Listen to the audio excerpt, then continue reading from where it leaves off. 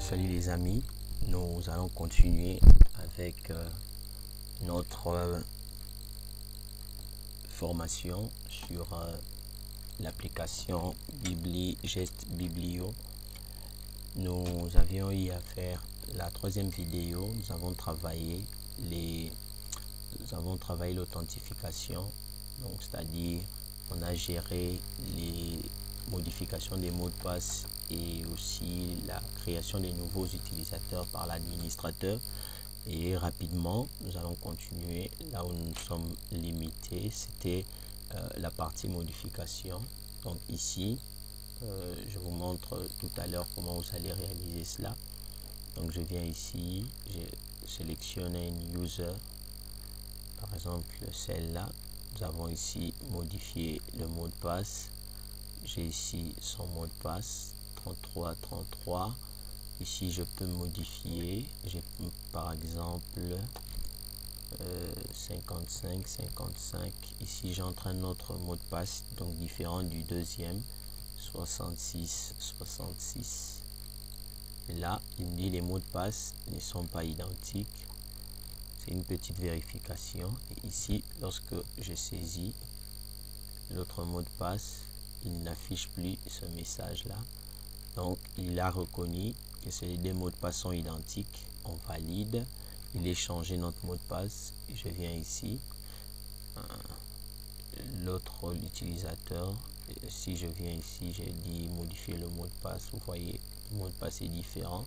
Si je prends l'autre, Naomi, ici on a les mots de passe qui a été modifié. Donc je vous montre rapidement comment vous pouvez faire ça. Donc déjà là, on a essayé un peu de travailler le design de notre logiciel. Donc ici, j'ai la même fenêtre. On avait fait une copie de notre fenêtre ici et la fiche des informations de l'utilisateur. Et ici, donc on va effacer tous les restes. On va garder juste les mots de passe. Notre mot de passe ici, c'est celui-là. Le champ saisi qui est juste ici. Donc vous allez le prendre. Donc vous copiez ça comme ceci. Donc pour les débutants, je vous montre comment vous allez faire. Vous copiez, vous faites un coller et là vous enregistrez la fiche, vous effacez tout ça, et le user, vous allez juste garder le champ password ici que vous allez conserver, et là vous allez copier ça et multiplier ça ou dupliquer cela, coller, contrôle, et puis coller encore. Donc vous voyez, donc nous avons trois champs ici. Donc le premier va nous servir à récupérer notre mot de passe, l'ancien mot de passe. On va récupérer ça ici. Le nouveau mot de passe que nous allons saisir sera ici, et puis là ça sera la confirmation de notre mot de passe. Donc ici je peux écrire confirmation. Donc j'ai juste oublié de vous montrer quelque chose avant. Donc ici je coupe d'abord la liaison, je coupe la liaison, et là on enlève le type on enlève le mot de passe caché, parce que de toute façon sur cette fenêtre on suppose que l'utilisateur devra modifier son mot de passe, donc il doit saisir ce qu'il voit. Donc ça ne sert à rien de cacher le mot de passe ici. Et pareillement aussi sur l'autre champ de saisie, notre confirmation. Attendez, ici on vient là, texte, liaison, on enlève notre liaison, et ici on valide. Donc là vous voyez ici la liaison, c'est lié. Ici ce n'est pas lié, et là ce n'est pas lié également. Donc pour le tout dernier, on va ajouter un petit descriptif qu'on va appeler ici confirme, histoire de créer une petite différence sur nos deux champs. Confirme. On peut écrire confirme, vous pouvez écrire confirmation, vous écrivez ce que vous voulez. Ok, donc c'est juste l'étiquette, donc on garde toujours le même nom. Et là on a un mot de passe 1 et puis mot de passe tout court. Donc ici, ce que nous allons faire, on va saisir notre code, les codes de vérification, le code de vérification. On va juste mettre une condition, ça sera la condition si pour comparer les deux mots de passe, mais avec cette condition il est difficile que l'utilisateur puisse se tromper. Donc avec cette condition, si vous mettez la condition, vous pouvez cacher les informations des deux valeurs parce que l'ordinateur est en train de faire une vérification. Donc vous pouvez comme ça cacher aussi les mots de passe que vous allez saisir. Mais dans le cadre de cette vidéo, je laisse ça ouvert pour vous permettre aussi de voir ce que nous faisons. Donc je viens ici, donc la logique est celle-ci. Nous avons ici le mot de passe, l'ancien mot de passe. Ici nous avons le nouveau mot de passe que nous allons saisir et la confirmation. Donc la comparaison sera au niveau de notre confirmation. Pourquoi? Parce que c'est d'abord la saisie du premier champ, c'est-à-dire le nouveau mot de passe. Ensuite on va confirmer. Et dans cette confirmation, nous allons maintenant tester. Mais quand c'est en clair, généralement, vous pouvez voir que les deux valeurs ne sont pas identiques. Sortie, c'était au niveau, oui, au niveau de la sortie, on va mettre ça. Donc, nous avons ici, c'est password 2. Donc, on a, si le password 2 est différent du password 1, c'est-à-dire ce que nous allons saisir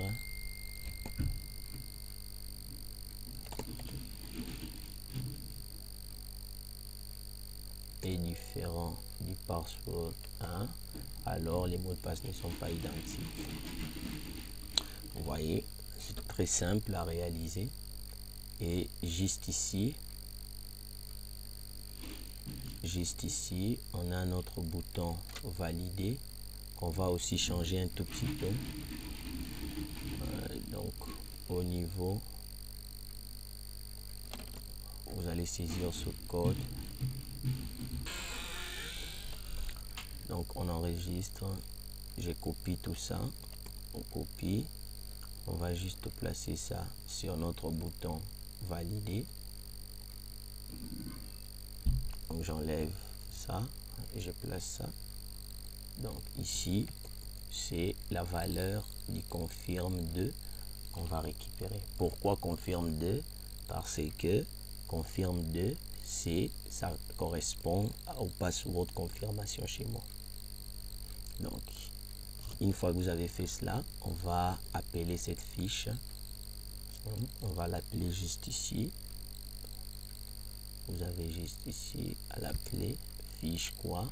Fiche user et f. Là on enregistre, on exécute. Donc je prends prénom Naomi, password. On a ici le password, l'ancien, parce que j'ai pas mis ça en clair. On a ici un mot de passe, donc c'est déjà bon. Tout ce que vous avez à faire, c'est enlever le type password, mettre le type texte pour que vous puissiez voir clairement ce qu'il y a. Ici on va mettre 88.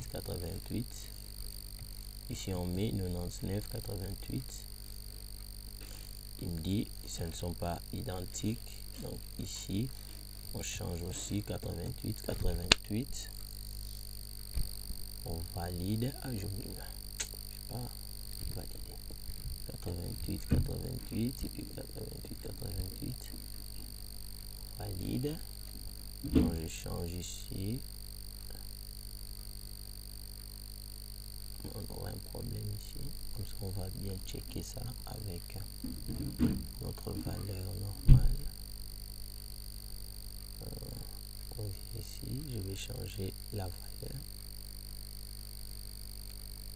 Je vais ici changer la valeur. On enlève le type password et le type texte. On exécute tout ça.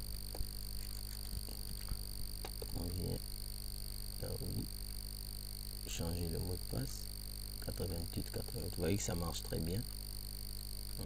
Ça marche très bien. Ça a bien été changé.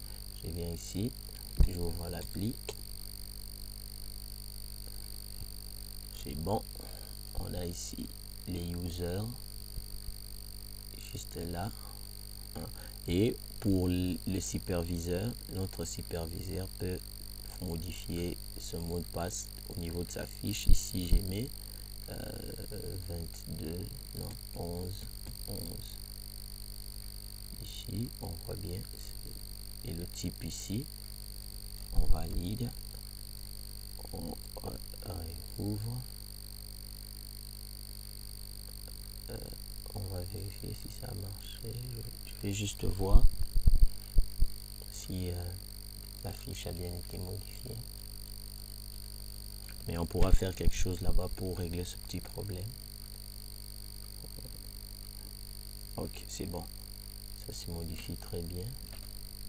Donc, ce que je vais faire aussi, pour modifier ce petit problème qu'on a eu tout à l'heure. Donc là, on vient, on enlève. Donc, c'est ça l'inconvénient du type password. Mot de passe, le type mot de passe, c'est vraiment les inconvénients de ce type de données au niveau du champ saisi dans les versions antérieures et dans la version 20. On va mettre ça en texte. C'est bon, j'enregistre. Donc là, on est bien préparé. Ça fonctionne bien. Je ferme ça. Normalement,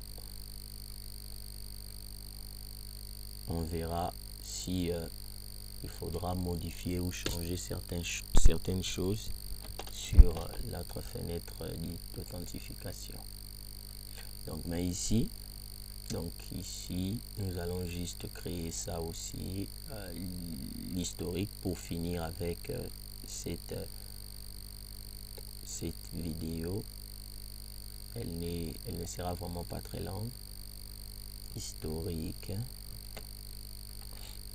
Ça sera ici, historique des entrées. Qu'est-ce que je dis? Historique des connexions, disons. Historique des connexions.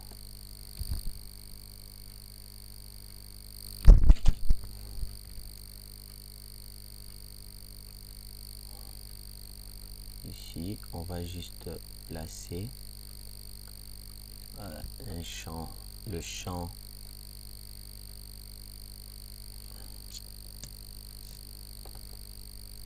table.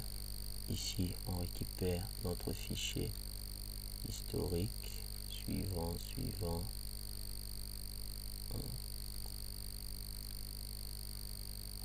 Donc ici, on n'a pas besoin de...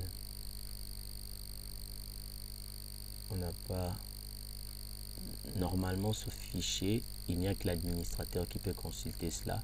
Donc, on peut même laisser les mots de passe en clair. Ça, c'est pas un problème. Donc, le tout est vraiment de savoir qui consulte le fichier.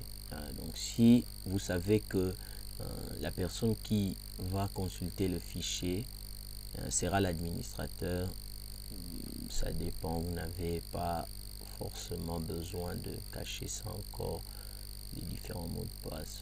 Vous pouvez laisser ça en clair, c'est pas un problème. Je vais juste enlever les identifiants. Normalement, laisser les identifiants ici, ça ne sert à rien.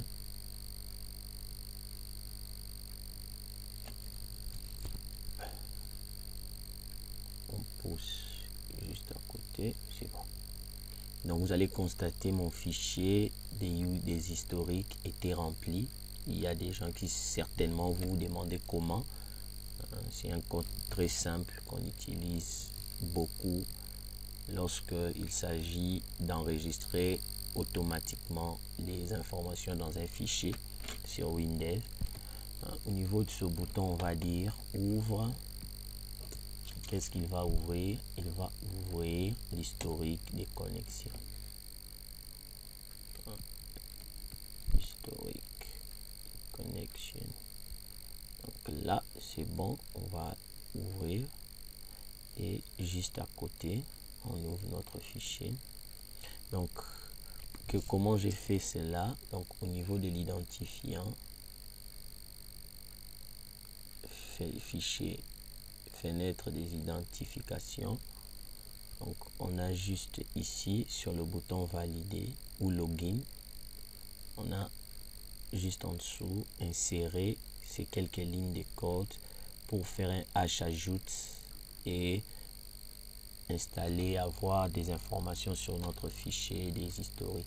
Donc l'historique, c'est pour recenser les personnes qui sont connectées dans notre application par jour. Donc ici nous avons date, la date, l'heure, le login, le password et puis la différence.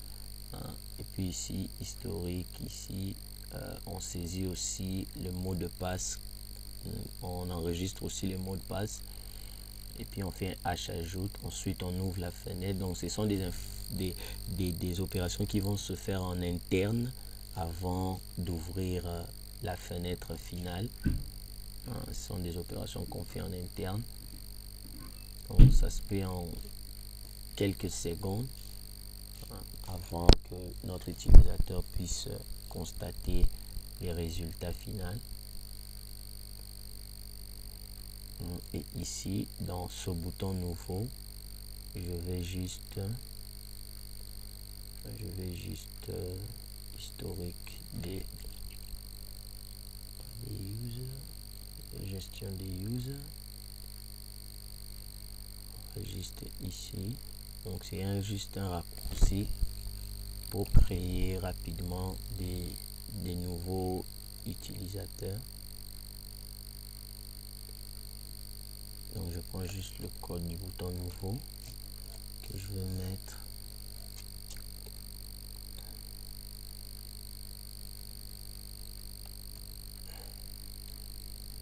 Donc là maintenant on n'aura pas besoin de ça, de réactualiser la table, on n'a pas besoin de ça. C'est bon, on a nos deux boutons. Donc vous voyez, on gère les utilisateurs et on gère les historiques. Et vous avez aussi vu comment on enregistre cela dans notre fichier. Donc chaque fois que je me connecte, par exemple Naomi 040, c'était non, prénom David, non, Naomi, c'était 11. Ok, c'est bon. On a ici Naomi, on a ici, elle n'a pas droit de voir les autres onglets. Donc je dois me connecter en tant qu'administrateur. On me connecte en tant qu'admin. Ok, juste là. Donc là c'est pour créer des nouveaux. Là c'est pour consulter nos utilisateurs. Et là c'est pour voir nos historiques. Donc vous voyez les historiques ici, c'est classé par ordre croissant. Je peux ici changer l'ordre en appuyant juste sur ce petit bouton. Vous voyez, on change l'ordre. Ici on a nos infos et puis on a ici le nom d'utilisateur. Vous voyez ici on a des chiffres à la place des valeurs claires, ce qui n'est pas une très bonne chose. Pour modifier ça, c'est très facile. Vous allez juste, pour avoir une valeur claire, comme on récupère déjà ici le nom de notre login, je vais faire juste une affectation. On vient là, je vais placer ça ici, je vais appeler ça user, on va appeler ça user.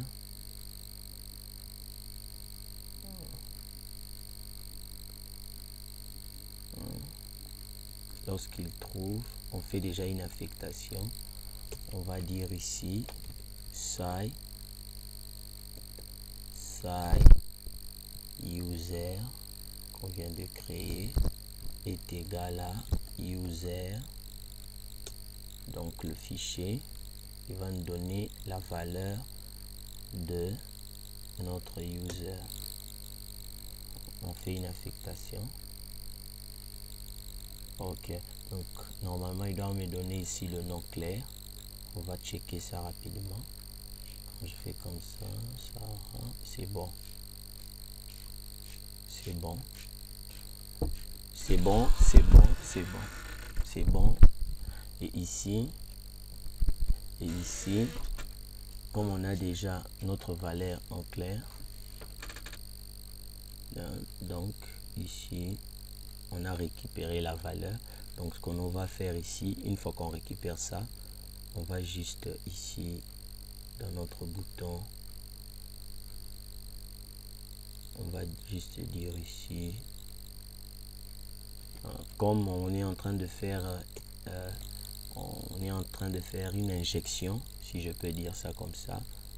Donc on n'a pas besoin de user, donc on n'a pas ici besoin d'utiliser le combo. On va prendre à la place notre zone de saisie. Vous voyez ici, on fait ça comme ça.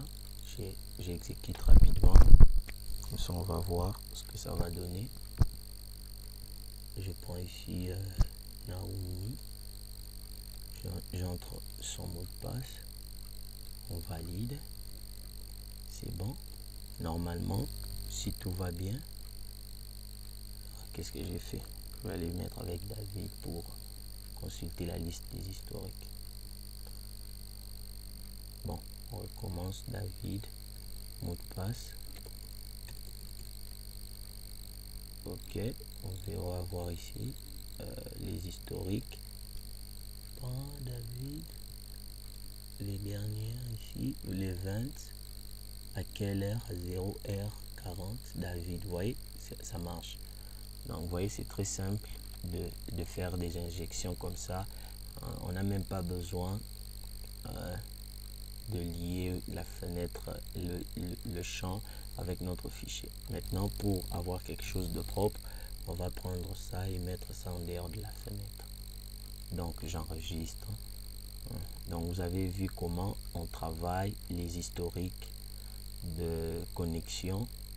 On verra peut-être, on pourra encore modifier ça et mettre aussi l'heure de fin, savoir aussi à quelle heure il a fini d'utiliser l'application, dans l'heure de fin de son utilisation. Je ne sais pas si ça pourrait intéresser quelqu'un. Faites-moi aussi savoir ça dans les commentaires. Ça va me permettre d'avoir un fil et savoir si je dois encore faire un autre tutoriel dans ce sens ou carrément aller dans d'autres horizons. De très bonnes choses à vous. Voilà, on a fait la 4e vidéo sur notre série de gestion sur une bibliothèque. Prenez soin de vous, à la semaine prochaine. N'oubliez pas de partager les vidéos. N'oubliez pas aussi d'aimer les vidéos, de placer, écrire vos commentaires et des très bonnes choses à vous. Prenez soin de vous. À la semaine prochaine avec d'autres vidéos pour continuer avec cette gestion. De très bonnes choses. Bye bye, prenez soin de vous.